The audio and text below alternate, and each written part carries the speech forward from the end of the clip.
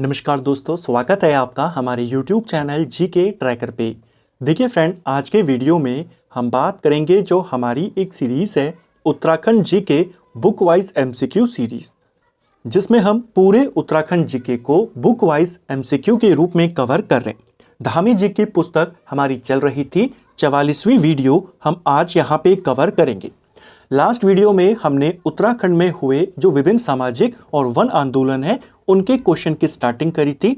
आज उन क्वेश्चंस को खत्म करेंगे, साथ में जो इंपॉर्टेंट महिलाएं हैं उनके क्या योगदान रहे हैं उत्तराखंड के विभिन्न आंदोलनों में या विभिन्न क्षेत्रों में, उनके कुछ क्वेश्चन बचे हुए हैं उनको भी कवर करेंगे। और उत्तराखंड ज्योग्राफी की शुरुआत, उनके एमसीक्यू की शुरुआत हम यहाँ से कर जाएंगे।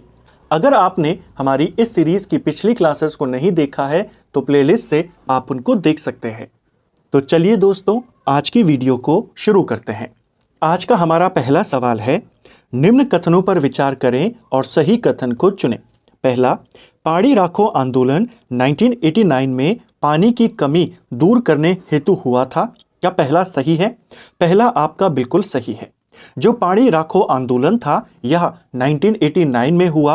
पौड़ी गढ़वाल के उफरेखाल गांव में यह आंदोलन हुआ था और यह आंदोलन पानी की कमी को दूर करने के लिए हुआ था। ठीक है, उफरेखाल गांव जो पौड़ी में पड़ता है, यहाँ पे सच्चिदानंद भारती ने नेतृत्व किया और इन्होंने दूधातोली लोक विकास संस्थान 1982 का गठन भी किया था। ये भी आपका बिल्कुल सही है। यहाँ पर आपके दोनों कथन सही हो जाएंगे। जो पानी राखो आंदोलन था इसका जो नेतृत्व किया वो सच्चिदानंद भारती ने किया था और इनके द्वारा एक संस्था भी बनाई गई थी काफ़ी पहले, 1982 में इन्होंने बनाई थी, जिसका नाम है दूधातोली लोक विकास संस्थान। तो अलग अलग सवाल बनते हैं। बताइए, पानी राखो आंदोलन के नेतृत्वकर्ता कौन थे, ये किस वर्ष चला, किस गांव में चला, इसके लीडर कौन थे और इन्होंने किस संस्था का गठन किया था। ठीक है, मैती आंदोलन से संबंधित निम्न कथनों पर विचार करें। फिर से कथन वाला क्वेश्चन है, चलिए देखते हैं। मैती आंदोलन के जनक कल्याण सिंह रावत थे। पहला आपका बिल्कुल सही है। जो मैती आंदोलन था इसके जनक कौन माने जाते हैं? कल्याण सिंह रावत। इन्होंने इस आंदोलन की शुरुआत चमोली का जो ग्वालदम इंटर कॉलेज है वहां से करी थी। ठीक है, विवाह समारोह के दौरान पौधरोपण शुरू हुआ था। ये भी आपका सही है। मैती आंदोलन में बेसिकली क्या था कि इन्होंने इसके तहत विवाह समारोह के दौरान पौधरोपण करने की जो प्रथा थी उसको शुरू किया कि जो वर वधू होंगे वो एक पौधा वहां पर लगाएंगे, जिनके विदाई के बाद जो लड़की के घर वाले हैं वो उस पौधे की देखरेख करेंगे। ठीक है, मैती संगठन में केवल अविवाहित महिलाएं शामिल होती हैं जो घरों में पेड़ लगाती हैं और बरसात में सार्वजनिक जगह पर लगाती हैं। ये भी आपका बिल्कुल सही है। मैती संगठन भी इन्होंने बनाया जो महिलाओं में इसको जागृति यहाँ पर देता है, महिलाओं को प्रेरित करता है पौधरोपण करने के लिए। इसमें केवल अविवाहित महिलाएं ही शामिल होती हैं। सवाल आया था एक पेपर में, इनमें से कौन सा संगठन है या कौन सा आंदोलन है जिसमें केवल अविवाहित महिलाएं शामिल होती हैं? मैती संगठन या मैती आंदोलन। ठीक है, घरों में अपने अपने घरों में ये यहाँ पे पौधरोपण करती हैं और बरसात के मौसम में उन पौधों को, उन पेड़ों को यहाँ सार्वजनिक जगहों पर लगा देती हैं। ठीक है, इनके संस्था हिमालय वन्यजीव संस्थान जो 1974 में दुर्लभ वन्य प्राणियों की रक्षा के लिए बनी थी, इन्होंने मैती आंदोलन को बढ़ाया। ये भी आपका सही है। मैती आंदोलन को बढ़ावा देने में जो कल्याण सिंह रावत थे, इनका एक संगठन था जो इन्होंने 1974 में बनाया था, इसका भी योगदान रहा। यह संगठन बेसिकली जो जंगली जानवर थे उनके संरक्षण के लिए बनाया गया था, उनकी रक्षा के लिए बनाया गया, लेकिन इसने पौधरोपण का जो कार्यक्रम था मैती आंदोलन, उसको भी काफी बढ़ावा दिया। एक और चीज ध्यान रखना, जो कल्याण सिंह रावत हैं इनका उपनाम ही हो गया था मैती। क्वेश्चन भी आता है उत्तराखंड में मैती उपनाम किसका है? इन्हीं का है। 2020 में पर्यावरण के क्षेत्र में इतना योगदान देने के लिए इनको पद्मश्री से सम्मानित किया गया था। ठीक है, यहां पर पूछा है कौन से सही हैं, सभी कथन आपके सही हो जाएंगे। मैती आंदोलन के प्रेरणता कल्याण सिंह मैती द्वारा हिमालय वन्यजीव संस्थान की स्थापना कब की गई? तो अभी हमने देख लिया था, इसकी स्थापना 1974 में होती है। ठीक है, अगला, झपटो चीनो आंदोलन का उद्देश्य क्या था?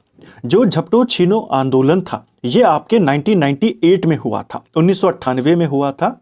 इसका उद्देश्य था जो नंदा देवी नेशनल पार्क है उसका मैनेजमेंट ग्रामीणों को देने के लिए यह आंदोलन हुआ था।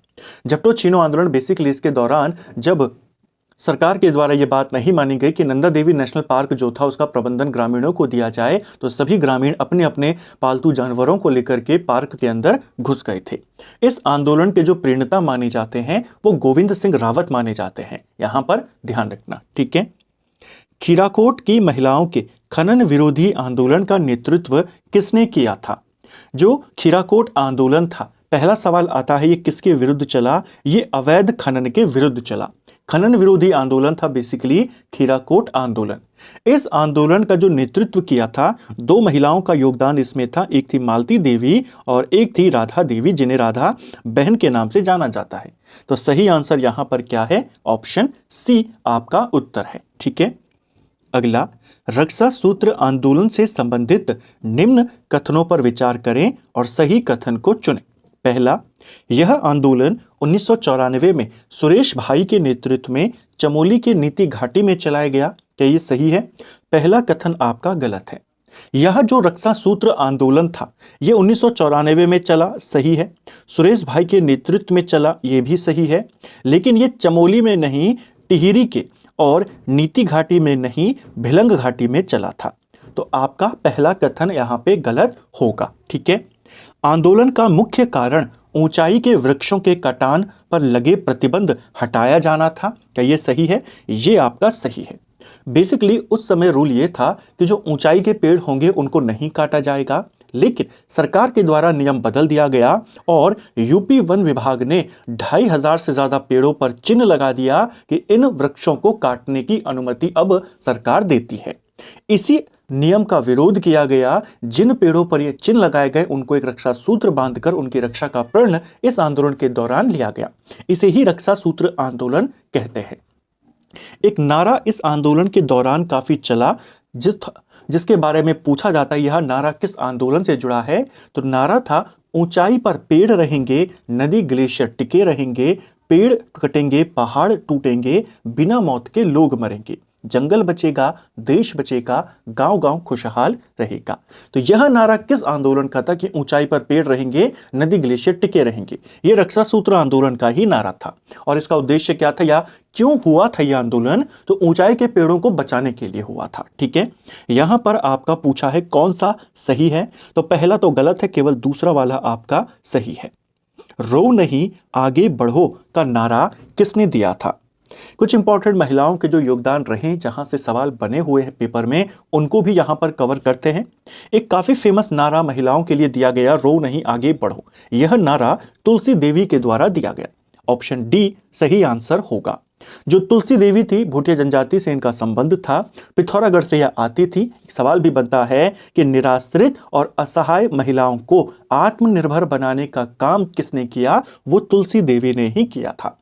तुलसी देवी का प्रमुख नारा था, रो नहीं आगे बढ़ो। इसके अलावा ये इनकी प्रेरणा स्रोत कौन थी? तुलसी देवी की प्रेरणा स्रोत सरला बहन को माना जाता है, जिनको लेकर कई बार सवाल भी बने हैं। सरला बहन जो गांधी जी की शिष्य थी, इनकी प्रेरणा बनती है किसकी? तुलसी देवी की।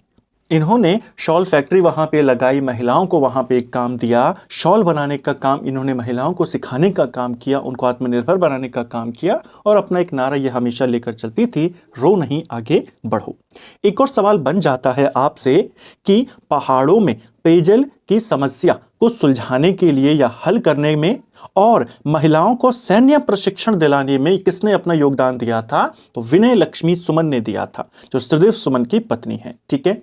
इन्होंने पहाड़ी इलाकों में जो पानी की समस्याएं होती हैं उनको हल करने में और महिलाओं को सैन्य प्रशिक्षण दिलाने में काफी इंपॉर्टेंट भूमिकाएं निभाई थी, ठीक है। मसूरी में अंबर चरखा केंद्र की स्थापना किसने करी थी? जो मसूरी में अंबर चरखा केंद्र है, ये क्वेश्चन पेपर में बना हुआ है। इसकी स्थापना किसने करी? इसे श्रीमती तारा प्रकाश के द्वारा स्थापित किया गया। ऑप्शन ए आपका सही आंसर हो जाएगा, ठीक है। अगला, टिहरी में नरेंद्र महाविद्यालय की स्थापना कब हुई थी? टिहरी के अंदर नरेंद्र महाविद्यालय रानी कमलेंदुमती के प्रयासों से स्थापित हुआ था और इसे 1962 में आजादी के बाद बनाया गया था। ऑप्शन सी सही उत्तर होगा। टिहरी में असहयोग आंदोलन के दौरान वन आंदोलन का नेतृत्व किसने किया था? टिहरी में जब असहयोग आंदोलन चला, जब पूरे देश में असहयोग आंदोलन चला, उस दौरान उत्तराखंड में ज्यादातर जो आंदोलन हो रहे थे वो वन अधिकारों को लेकर हो रहे थे। उस समय असहयोग आंदोलन टिहरी में भी वन आंदोलन के रूप में चला, जिसका नेतृत्व गोपाल सिंह राणा ने किया था। ऑप्शन बी सही आंसर होगा। गोपाल सिंह राणा को टिहरी के अंदर आधुनिक किसान आंदोलन का जनक माना जाता है। ठीक है, जो बद्र सिंह असवाल हैं, इनको लेकर के भी सवाल बनता है। टिहरी में जब अठूर विद्रोह हुआ था वो किसके नेतृत्व में हुआ? इनके नेतृत्व में। और जो अमर सिंह हैं, टिहरी के अंदर जब कुंजड़ी वन आंदोलन हुआ था वो इनके नेतृत्व में हुआ था। ठीक है, वन आंदोलन के दौरान जेल जाने वाली पहली महिला कौन थी? वन आंदोलन के दौरान जेल जाने वाली पहली महिला दुर्गा देवी थी। ऑप्शन ए सही आंसर होगा। 3 महिलाएं पूछी जाती हैं अपने अपने क्षेत्र की। प्रथम पहली पूछी जाती है स्वतंत्रता आंदोलन के दौरान जेल जाने वाली पहली महिला। तो स्वतंत्रता आंदोलन के दौरान जेल जाने वाली पहली महिला थी बिस्नी देवी शाह। राज्य आंदोलन के दौरान जेल जाने वाली पहली महिला तुलसी देवी को माना जाता है और वन आंदोलन के दौरान जेल जाने वाली महिला दुर्गा देवी। ठीक है, अब हम चलेंगे उत्तराखंड की ज्योग्राफी की तरफ। उत्तराखंड राज्य को कितने भौतिक या भौगोलिक स्वरूपों में बांटा जा सकता है? देखिए, विद्वानों के द्वारा उत्तराखंड का जो भौतिक विभाजन किया है वो 8 क्षेत्रों में किया है। ऑप्शन सी सही आंसर होगा। इसमें अगर हम नीचे से शुरुआत करते हैं तो गंगा का मैदानी क्षेत्र है, फिर तराई इलाका है, उसके ऊपर भाबर इलाका, फिर आपका दून क्षेत्र, फिर आपका लघु हिमालय, मध्य हिमालय, दोनों एक ही नाम है, फिर आपका वृहत हिमालय जिसे उच्च हिमालय भी कहते हैं, और सबसे ऊपर ट्रांस हिमालय। ठीक है, ट्रांस हिमालय पर्वत श्रेणी के संदर्भ में निम्न कथनों पर विचार करें और सही विकल्प चुनें। पहला, यह हिमालय पर्वत श्रेणियों में सबसे उत्तर में स्थित है। देखिए, अगर हम जो ये 8 भौगोलिक विभाजन हमने देखे अभी, इनका अगर हम उत्तर से दक्षिण की ओर क्रम देखेंगे तो सबसे ऊपर आपका ट्रांस हिमालय है, फिर वृहत हिमालय है और फिर आपका मध्य हिमालय पड़ता है। ठीक है, ये हिमालय की 3 इंपॉर्टेंट श्रेणियां और साथ में आती है शिवालिक। शिवालिक, ये चारों आपके हिमालय की प्रमुख श्रेणियां हो गई।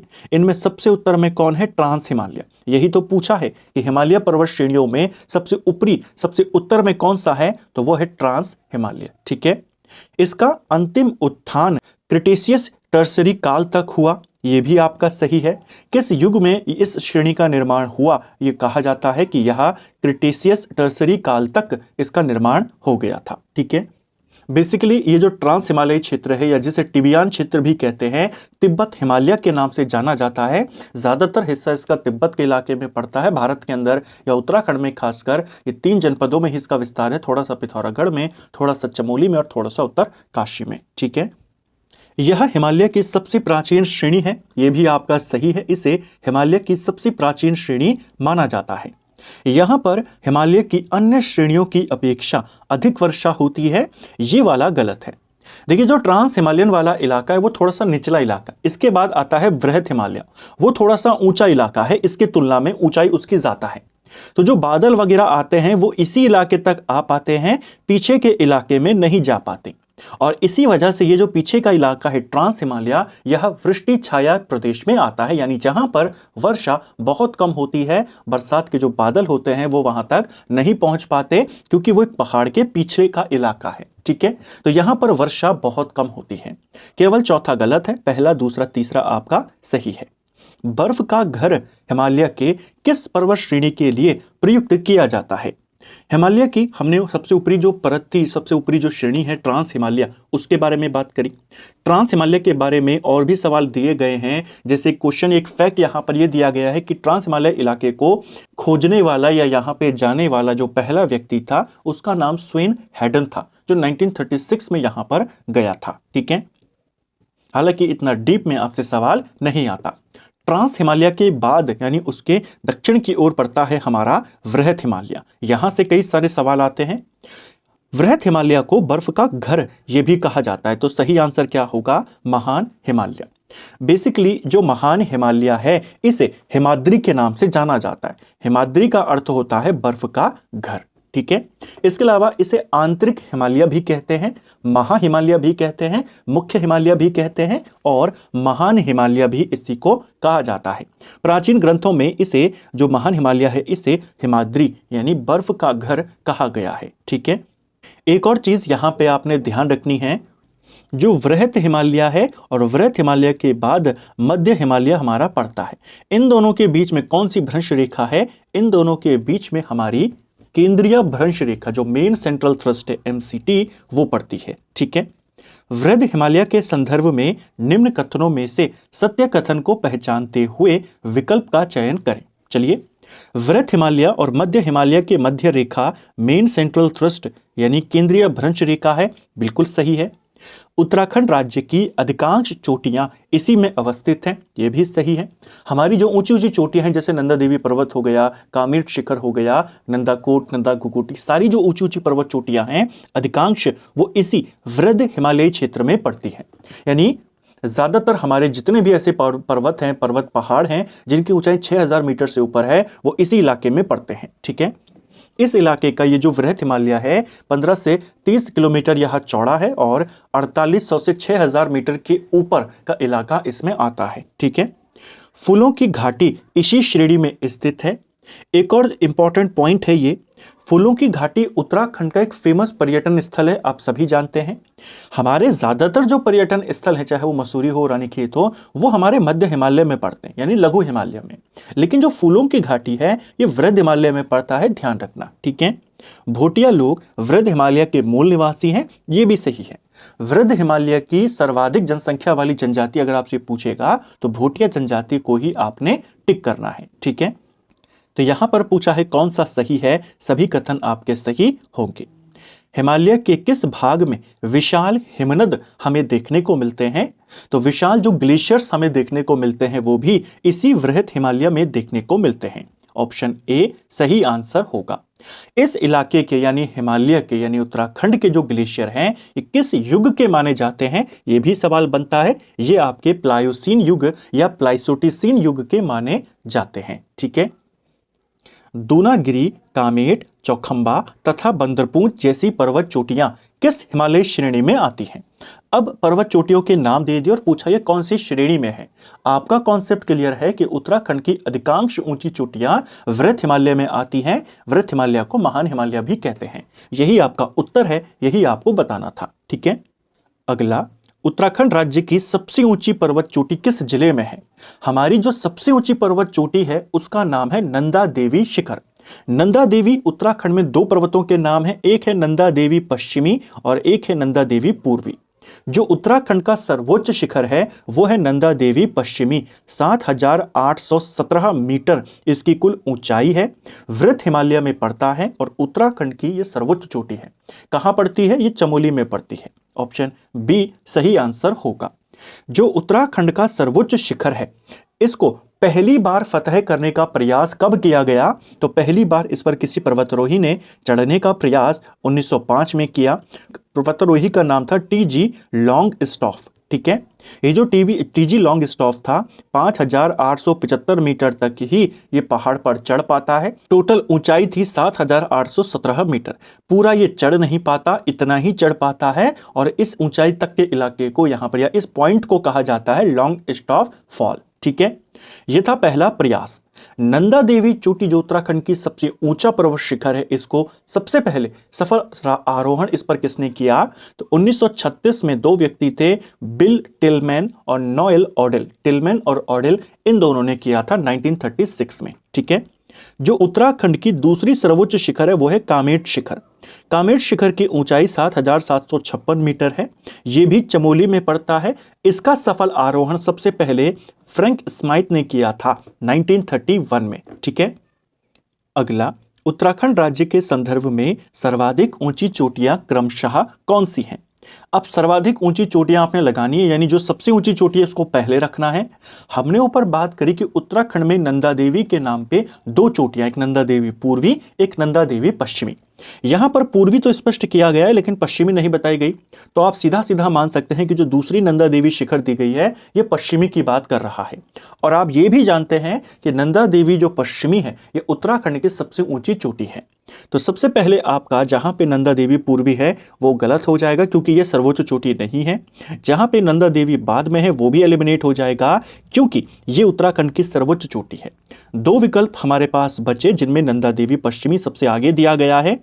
नंबर 2 पर अब आपको पता होना चाहिए कि हमारी दूसरी सबसे ऊंची चोटी कामेट पर्वत है, उनके बाद आती है नंदा देवी पूर्वी और फिर आता है माणा का स्थान। तो यहां पे हमारा ऑप्शन ए सही आंसर हो जाएगा। कम से कम उत्तराखंड की जो टॉप 10 चोटियां हैं उनकी ऊंचाइयां, उनके क्रम पूछे जाते हैं पेपर में, आपको ध्यान रखना है। सबसे ऊपर नंदा देवी पश्चिमी है, फिर कामेट शिखर है, फिर नंदा देवी पूर्वी है, इसके बाद माणा आता है, फिर बद्रीनाथ है, चौखंबा, त्रिशूल, इसके बाद आपका पंचाचूली आता है। पंचाचूली की ऊंचाई 2 बार पेपर में आई है, 6904 मीटर है, पिथौरागढ़ में स्थित है। ठीक है, निम्नलिखित पर्वत शिखर में से कौन सा शिखर धौली गंगा जो पूर्वी धौली गंगा है और गौरी गंगा जलागम क्षेत्र को अलग करता है? तो पूर्वी धौली गंगा और जो गौरी गंगा है इनके जलागम क्षेत्र को अलग करना यानी इन दोनों के मध्य में कौन सा पर्वत पड़ता है? यह पड़ता है हमारा पंचाचूली पर्वत। ऑप्शन बी सही आंसर होगा। पिथौरागढ़ में पड़ता है, 6904 मीटर इसकी ऊंचाई है। पर्वतों से संबंधित सवाल और हिमालय की जो हमारी ज्योग्राफी के जो अगले क्वेश्चन हैं श्रेणियों से रिलेटेड, मध्य हिमालय के, शिवालिक के, तराई भाबर के, गंगा के मैदान के, उनको हम अगली क्लास में अब डिटेल में जानेंगे। तो फ्रेंड्स ये था हमारा आज का वीडियो जिसमें हमने उत्तराखंड हिस्ट्री को आज यहाँ पे समाप्त किया और ज्योग्राफी वाले चैप्टर की शुरुआत हमने करी। अब हम इसमें ज्योग्राफी को भी ऐसे ही डिटेल में कवर करेंगे जैसे हमने पूरी उत्तराखंड हिस्ट्री को देखा, राज्य गठन आंदोलन तक देखा, उत्तराखंड के विभिन्न सामाजिक आंदोलनों को, वन आंदोलनों को, उनमें योगदान व्यक्तियों को, सबको हमने कवर किया। अब हम ज्योग्राफी के बारे में बात करेंगे। उम्मीद करता हूं आपको आज का वीडियो पसंद आया होगा। अगर आपको ये वीडियो पसंद आई है तो वीडियो को लाइक करें, चैनल पर नए हैं चैनल को सब्सक्राइब करें, अपने दोस्तों के साथ शेयर करें। वीडियो आपको कैसा लगा कमेंट बॉक्स में हमें ज़रूर बताएं। Thank you friends.